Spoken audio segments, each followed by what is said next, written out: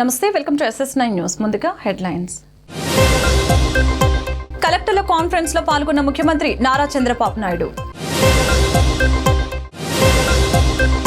కలెక్టర్ల సమావేశంలో deputy CM Pawan Kalyan.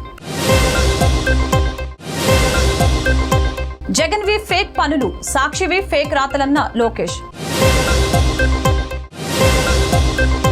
Article 370 రద్దుకు 5 ఏళ్లు, జమ్మూ కాశ్మీర్లో హై అలర్ట్. రెండో వన్డేలో టీమిండియా డమాల్, 6 వికెట్లతో చెలరేగిన వాండర్సే.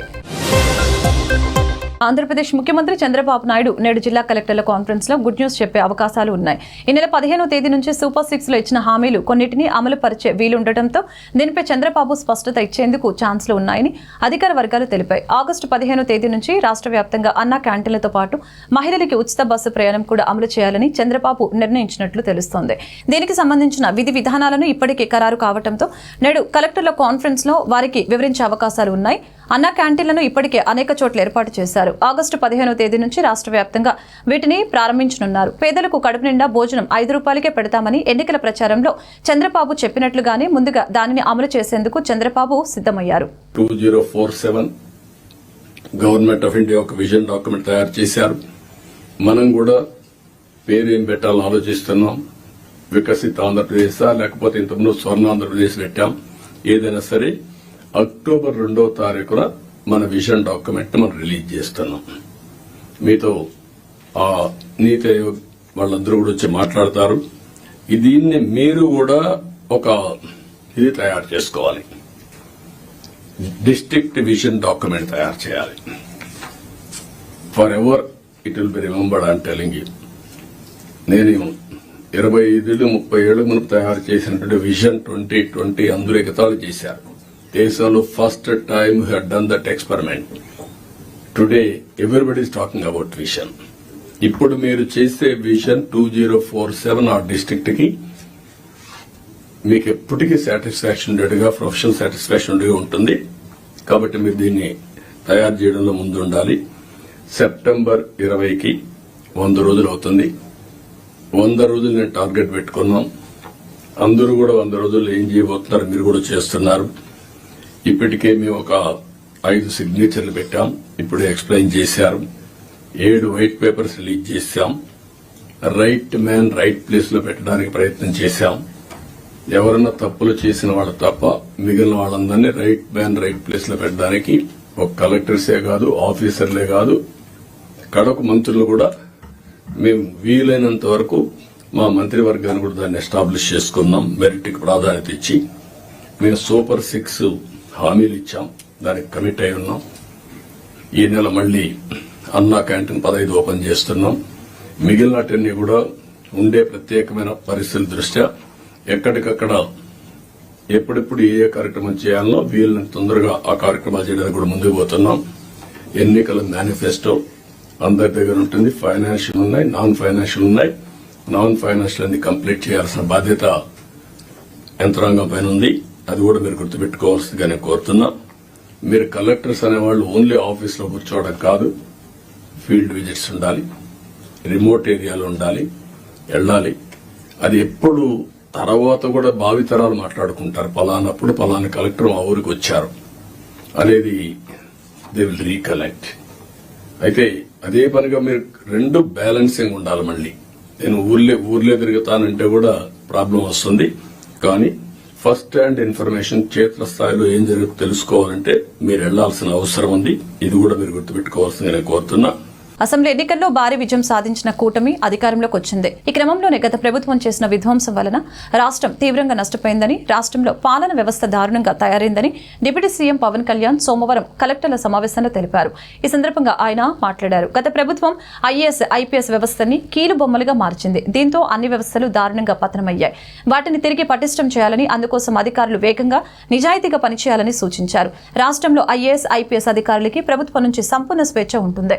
మీరు చేసే పనిలో ముందుగా ఎమ్మెల్యేలు, ఇతర రాజకీయ నాయకుల నుంచి ఏదైనా సమస్య తలెత్తినా, మా మంత్రుల శాఖలో ఏవైనా లోపాలు కనిపించినా మా దృష్టికి తీసుకొని రండి అని పవన్ కళ్యాణ్ తెలిపారు.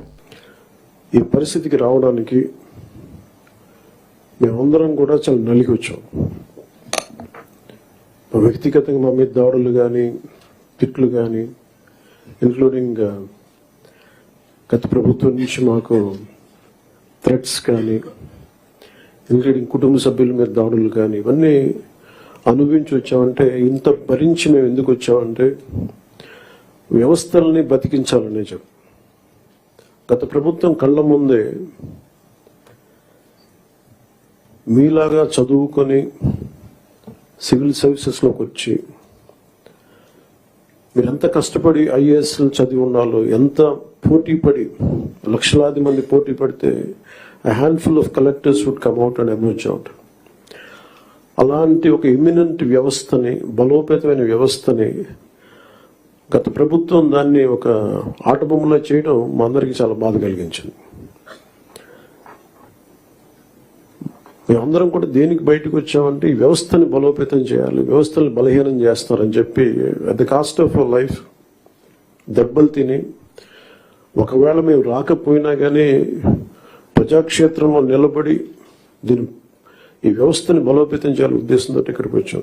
But God's grace and people's commitment, they save the democracy, they brought us into power. And we committed to people, we're going to bring an accountable governance. So మాలో కానీ మా మంత్రివర్గ మా క్యాబినెట్లో కూడా ఏమైనా తప్పులు కానీ ఉండుంటాయి, మా ఎమ్మెల్యేస్లో కానీ, please bring it our notice. We want to safeguard your self respect, we want to safeguard your integrity. మీ అడ్మినిస్ట్రేటివ్ ఈ ప్రాసెస్లో మా వల్ల మీకు ఒక అడుగు ముందు పడాలి తప్ప ఒక అడుగు వెనక్కి వేయకూడదు, ఇబ్బంది పడకూడదు. అలాంటి తప్పులు ఏదైనా ఉంటే మా తరఫు నుంచి దయచేసి తెలియచేయండి. Will correct our selves. And also we expect you to bring out your best. This state has gone back by 20 years, 25 years, almost a decade back. State bifurcation నుంచి కూడా ఈ రోజు దాకా మేము నలుగుతానే ఉన్నాం. And this state's development is very essential for the integrity of this nation. ఎందుకంటే ఇక్కడ కనుక ఏమాత్రం కొంచెం సామాజిక రాజకీయ గొడవలు ఉంటే మన దేశ సమగ్రత కూడా ఇబ్బంది కలిగే పరిస్థితులు ఉంటాయి. ఎందుకంటే చాలా బాధల్లో ఉన్నాం. 20 years we really suffered post bifurcation. అందరం అవమానాలు పడ్డాం, ఇబ్బందులు పడ్డాం, స్టేట్ దాటి మళ్ళీ వచ్చాం. వచ్చిన తర్వాత కింద మీద పడి ఒక గవర్నెన్స్ ఏర్పడితే మళ్ళీ కాదు ఇంకో గవర్నమెంట్ వచ్చి రోడ్లు బోర్డర్లోకి రావాలంటే కూడా మమ్మల్ని అలౌ చేయని పరిస్థితులు, ఇవన్నీ తట్టుకొని దాటుకొని నిలబడి వచ్చాం. So we are very very committed to give a bright future for this state. Bapatla జిల్లా బట్టిప్రోలులో ఓ టీడీపీ కార్యకర్త ఎస్ఐ చొక్కా పట్టుకుని దౌర్జన్యం చేశారంటూ ఆదివారం సాక్షిలో వచ్చిన కథనంపై టీడీపీ జాతీయ ప్రధాన కార్యదర్శి ఏపీ మంత్రి నారా లోకేష్ ఫైర్ అయ్యారు. సాక్షిలో తప్పుడు కథనం రాశారంటూ మండిపడ్డారు. మార్ఫింగ్ ఫోటోతో విష ప్రచారం చేస్తున్నారని, పోలీసులపై ఎటువంటి దాడి జరగలేదని అన్నారు. యజమాని జగన్ ఫేక్ పనులు చేస్తూ ఉంటే ఆయన క్విడ్ ప్రోకో విష పుత్రిక సాక్షి ఫేక్ వ్రాతలు రాస్తుందని ఎక్స్ ట్విట్టర్ వేదికగా ఆయన దుయ్యపట్టారు. శాంతి భద్రతలు కాపాడుతున్న పోలీసుల ఆత్మస్థైర్యం దెబ్బతినేలా తప్పుడు రాతలు రాస్తే సాక్షిపై చర్యలు తప్పవంటూ లోకేష్ హెచ్చరించారు. అక్కడ జరిగిన ఘటనకి సంబంధించిన రియల్ వీడియోను లోకేష్ షేర్ చేశారు. మరొక పక్క టీడీపీ అధినేత సీఎం చంద్రబాబు కూడా ఈ అంశంపై ట్విట్టర్ వేదికగా స్పందించారు. ఫేక్ న్యూస్ నమ్మొద్దు, ఫేక్ గార్డులను నమ్మొద్దు, ఫేక్ రాజకీయాలు ట్రాప్లో పడి మోసపోవద్దు అని సూచించారు.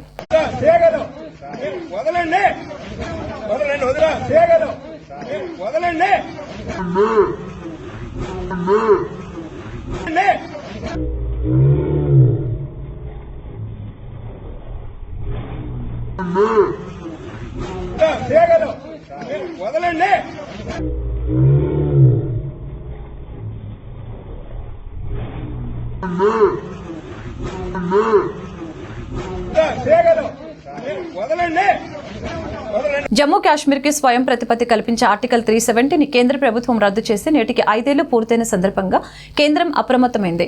అక్కడ ఎలాంటి అవాంఛనీయ ఘటనలు జరగకుండా భద్రతను కట్టుదిట్టం చేసింది.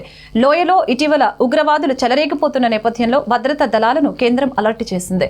సైనిక సిబ్బందిని తరలించే కాన్వాయ్లపై ఉగ్రవాది దాడి జరిగే అవకాశం ఉన్నందున నిఘా వర్గాల సమాచారంతో కాన్వాయ్ల రాకపోకల్ని నిలిపివేసింది. అమర్నాథ్ యాత్ర వాహనాలపైన ఇలాంటి ఆంక్షలు విధించింది. అలాగే ఉగ్రదాడి ముప్పు నేపథ్యంలో బలగాలు ఒంటరిగా ఉండొద్దని కేంద్రం ఆదేశించింది. దివ్యాంగుల సంక్షేమం కోసం ప్రభుత్వం కట్టుబడి ఉంటుందని కేంద్ర పౌర విమానయాన శాఖ మంత్రి కింజారపు రామ్మోహన్ నాయుడు అన్నారు. శ్రీకాకుళంలోని ఒక ప్రైవేట్ హోటల్లో శనివారం సాయంత్రం వికలాంగులు వయోవృద్ధుల సంక్షేమ శాఖ ఆధ్వర్యంలో సామాజిక న్యాయం సాధికారత కేంద్ర మంత్రిత్వ శాఖ artificial limbs manufacturing corporation of India ALIMCO సహకారంతో వికలాంగులకి ఉచిత సహాయ ఉపకరణాలను పంపిణీ కార్యక్రమంలో ఆయన ముఖ్య అతిథిగా పాల్గొన్నారు. రామ్మోహన్ నాయుడు మాట్లాడుతూ జిల్లాలోని దివ్యాంగుల ఆశీస్సులతో తనకు అతి చిన్న వయసులోనే కేంద్ర మంత్రిగా అవకాశం దక్కిందని, అందుకే కేంద్ర మంత్రిగా తన తొలి కార్యక్రమాన్ని వారితో నిర్వహించుకోవడం ఎంతో సంతోషంగా ఉందని తెలిపారు. జిల్లా వ్యాప్తంగా సుమారు 479 మందికి 73.32 లక్షల విలువ చేసే 823 ఉపకరణాలను ఒక్కరోజే పంపిణీ చేసే అవకాశం ఉందని, ప్రతి వికలాంగుడికి సహాయపడే ప్రతి సహాయ ఉపకరణాన్ని అందజేస్తామని తెలిపారు. దివ్యాంగుల కోసం పింఛన్ 6,000 పెంచిస్తున్న ప్రభుత్వం దేశంలో తమదేనని అన్నారు. దివ్యాంగులకు ఎప్పుడు ఎలాంటి సహాయం కావాలన్నా తాను ముందుంటానని వెల్లడించారు. కేంద్ర ప్రభుత్వం ఎంపవర్మెంట్ ద్వారా డిసేబుల్డ్ అంగవైకల్యం కానీ దివ్యాంగులు కానీ ఎవరైతే ఉన్నారో వాళ్ళ కోసం గత సంవత్సరం ప్రత్యేకంగా క్యాంపులు పెట్టి పరికరాలు ఏవైతే వాళ్ళకి అవసరం ఉంటాయో అవన్నీ కూడా అలింకో ఏదైతే కేంద్ర ప్రభుత్వం తాలూకు ఒక సంస్థ ఉందో అలింకో ద్వారా ఆ ప్రోడక్ట్స్ అన్ని కూడా తయారు చేసి ఈరోజు శ్రీకాకుళం జిల్లాలో డిస్ట్రిబ్యూషన్ ప్రోగ్రామ్ జిల్లాలో ఉన్నటువంటి ఈరోజు విజయనగరం ఎంపీ మన కలిసి టప్పలనాయుడు గారు, స్థానిక శాసనసభ్యులు కొండ శంకర్ గారు, అలాగే మన నర్సనపేట నియోజకవర్గ శాసనసభ్యులు మొగ్గు రమణమూర్తి గారు, అలాగే చాలా మంది ప్రజాప్రతినిధులు నాయకులు అందరూ ఈ కార్యక్రమం తాలూకా విశేషం ఏంటంటే కేంద్ర ప్రభుత్వం దేశంలో ఉన్నటువంటి అంగవైకల్యంలో ఉన్నటువంటి వ్యక్తులందరికీ కూడా ఏదో ఒక సహాయ సహకారాలు అందించాలనేటువంటి ఒక ఆలోచనతో గతంలో 2014లో నరేంద్ర మోదీ గారు ప్రధానమంత్రి అయిన తర్వాత ministry of social justice and empowerment ద్వారా ఈ అద్భుతమైనటువంటి కార్యక్రమాన్ని రూపకల్పన పంపిణీ చేశాం. అందులో ముఖ్యంగా ఎక్కువ హైలైట్ అయినటువంటిది ఏంటంటే బ్యాటరీ పవర్డ్ ట్రైసైకిల్స్. పూర్తిగా నడవలేనటువంటి వాళ్ళు ఎవరైతే ఉన్నారో ముందు హ్యాండ్ పవర్డ్ ట్రైసైకిల్స్ వచ్చేవి, దాన్ని ఈరోజు బ్యాటరీలను కూడా వాడుకుంటూ బ్యాటరీ పవర్డ్ ట్రైసైకిల్స్ చాలా ఎక్కువ దానికోసం ఆ రోజు ఎంపీలతో కూడా సహాయం అందించి చాలా మంచి ప్రోగ్రామ్ చేశాం. ఒకసారి ప్రోగ్రామ్ 21లో చేసినప్పటికీ జిల్లాలో అనేక మంది నుంచి అనేక డిమాండ్లు మళ్ళీ వచ్చాయి. నాకు రాలేదనో, లేకపోతే ఇంకా కొంతమంది ఉన్నారనో, లేకపోతే గతంలో జరిగిన క్యాంపులకు మేము వెళ్ళలేకపోయామని చెప్పిన తర్వాత ఆ రోజు నేను ఎంపీగా ఉంటే మళ్ళీ కేంద్ర ప్రభుత్వాన్ని సందర్శించి కేంద్ర మంత్రి గారు ఆ రోజు వీరేంద్ర కుమార్ గారు ఉంటే రెండోసారి కూడా ఈ క్యాంపుని నిర్వహించాలని గట్టిగా పట్టుబట్టాము. అనేక సందర్భాల్లో పార్లమెంట్లో కూడా రేజ్ చేశాను, అలాగే మంత్రి గారు కూడా పలు సందర్భాల్లో కలిశారు. దివ్యాంగులకి సంబంధించి సైన్ లాంగ్వేజెస్ విషయంలో కానీ స్కిల్ డెవలప్మెంట్లో కూడా అంటే మనం ఎప్పుడైతే వాళ్ళందరికీ జనరల్ కేటగిరీగా ఆలోచించి స్కిల్ డెవలప్మెంట్ అందరికీ అలా చేస్తున్నాం, అలాగే చేస్తే కొంతమందికి ఇబ్బంది వస్తుంది. వాళ్ళకు ఉండేటటువంటి వైకల్యం విధంగా కొంతమంది చేసుకోలేకపోతుంది. కాబట్టి మీరు మీడియా కూడా ఏదైతే ఈరోజు మెన్షన్ చేసిందో అలాంటి సమస్యలు మేము కూడా గ్రహించాం. వాళ్ళకి ప్రత్యేకంగా ఉండే విధంగా స్కిల్ డెవలప్మెంట్ కావచ్చు, వాళ్ళకి ట్రైనింగ్ కావచ్చు, లేకపోతే స్కూల్స్లో కావచ్చు, దానికి ఇంకా బెటర్గా ఎలా చేయాలనేది మేము అందరం కూడా ఆలోచిస్తాం. ఎడ్యుకేషన్ కూడా మాకు మంచి నమ్మకం ఏంటంటే యువనాయకుడు నారా లోకేష్ గారు ఆ బాధ్యత తీసుకున్నారు రాష్ట్రంలో. ఆయన ఏం చెప్పినా సరే దానికి వెంటనే స్పందించి దానికి అనుగుణంగా నిర్ణయం తీసుకునేటటువంటి కెపాసిటీ ఈరోజు లోకేష్ అన్న గారి దగ్గర ఉంది. కాబట్టి మాకు చాలా నమ్మకం. ఇచ్చినటువంటి హామీని నిలబెట్టుకున్నామని కూడా ఈ సందర్భంగా తెలియజేస్తున్నాను. దానితో పాటు ఇంకా చాలా ఉన్నాయి. ఎందుకనంటే 2016లో నాకు గుర్తుంది, ఎంపీగా ఉన్నప్పుడు కేంద్రంలో డిసెబిలిటీస్ యాక్ట్ కూడా ఆ రోజు పాస్ చేశాం. ఆ యాక్ట్ ద్వారా కూడా కొన్ని చట్టాలు వాళ్ళందరికీ కూడా అనుగుణంగా ఉన్నాయి. అవన్నీ కూడా ఇంప్లిమెంటేషన్లోకి తీసుకొని రావాలి. ఈరోజు మా కలెక్టర్ గారు కూడా చాలా ఉత్సాహంగా మా ప్రజాప్రతినిధులు కానీ వాళ్ళందరికీ ఏదో ఒకటి చేయాలన్నటువంటి తాపత్రయంతో ఉన్నారు. మరి ప్రభుత్వ కార్యాలయాలు ఏవైతే ఉన్నాయో వాళ్ళు ఆ కార్యాలయాలు కూడా డిసేబుల్డ్ ఫ్రెండ్లీగా అంటే వాళ్ళు ఎవరైనా వచ్చినప్పుడు వాళ్ళకి అనుకూలంగా ఉండేటటువంటి విధంగా బిల్డింగ్స్ని కూడా తయారు చేయాలి. ఆ ఇన్ఫ్రాస్ట్రక్చర్ని తయారు చేస్తాం.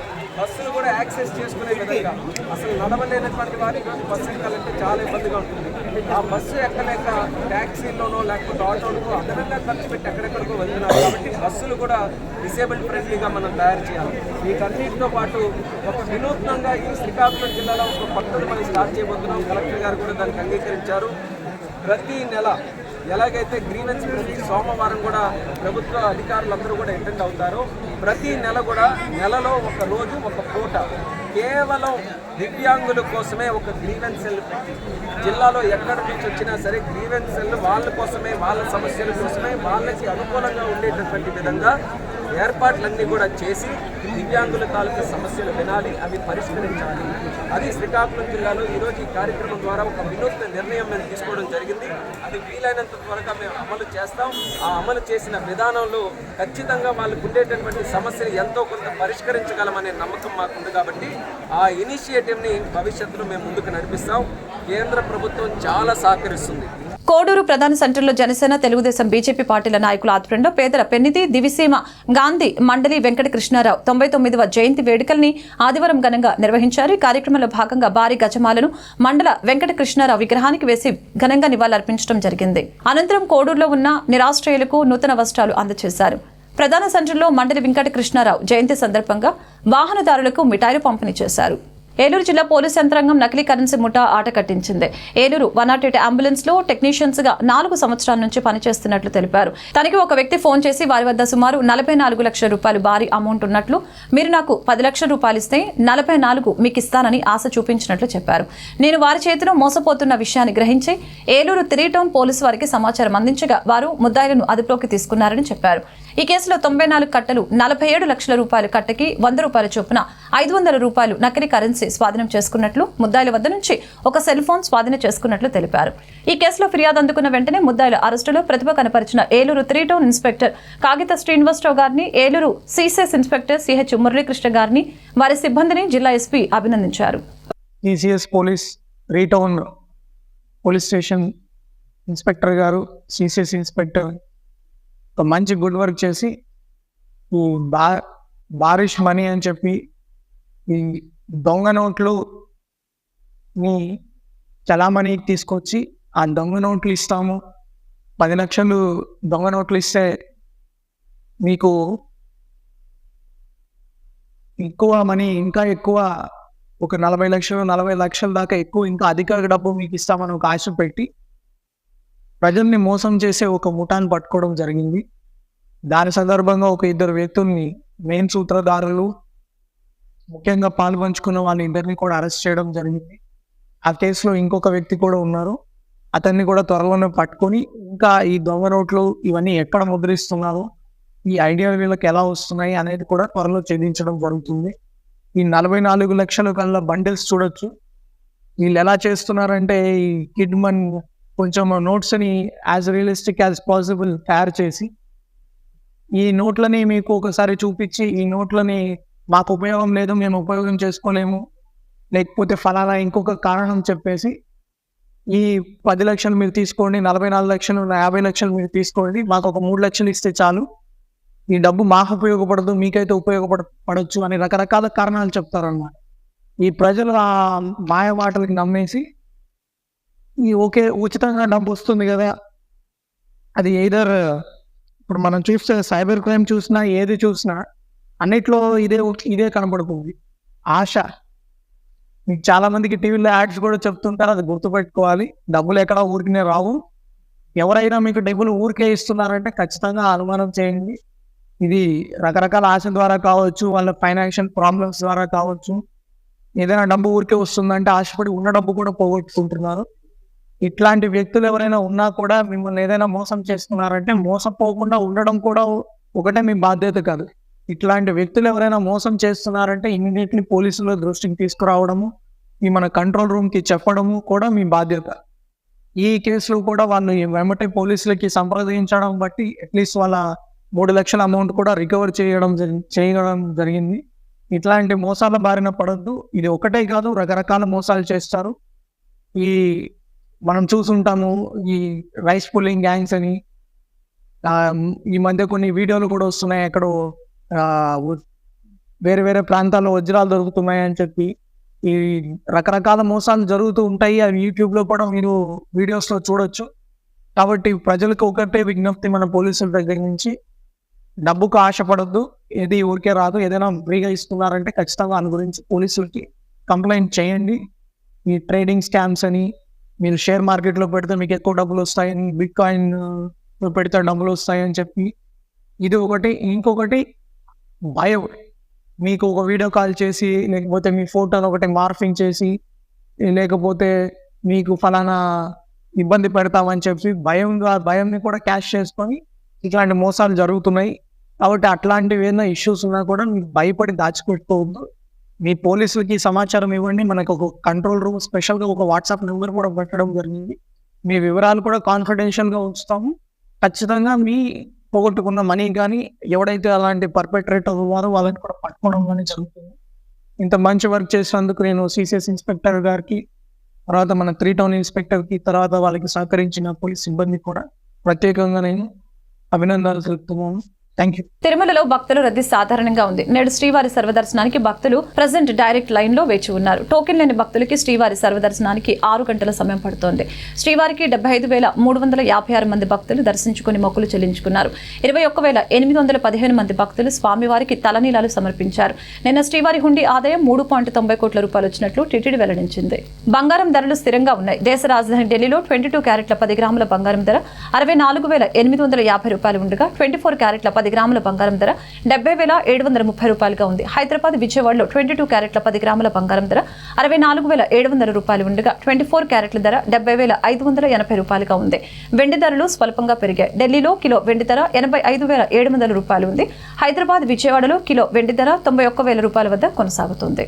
టీమిండియాతో T20 సిరీస్ లో చిత్తుగా ఓడిన శ్రీలంక వన్డే సిరీస్ లో సత్తా చాటుతోంది. తొలి వన్డేలో గెలుపు బాటలో పయనిస్తున్న టీమిండియాను కట్టడి చేసే ఆ మ్యాచ్ ను టైగా ముగించిన ఆతిథ్య శ్రీలంక జట్టు నేడు రెండో వన్డే మ్యాచ్ లో సాధికారికంగా నెగ్గింది.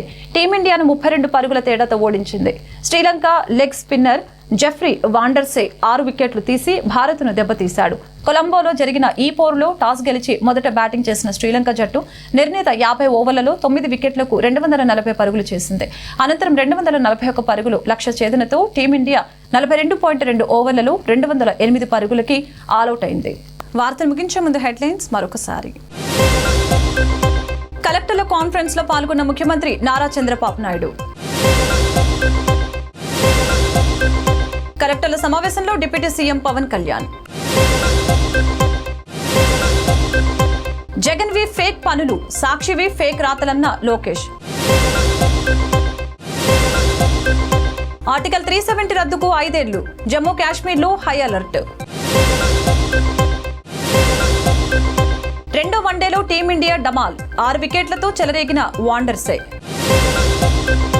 ఈ వార్తలు ఇంతటితో సమాప్తం. మరొక బులెటిన్లో మళ్ళీ కలుద్దాం. చూస్తూనే ఉండండి SS9.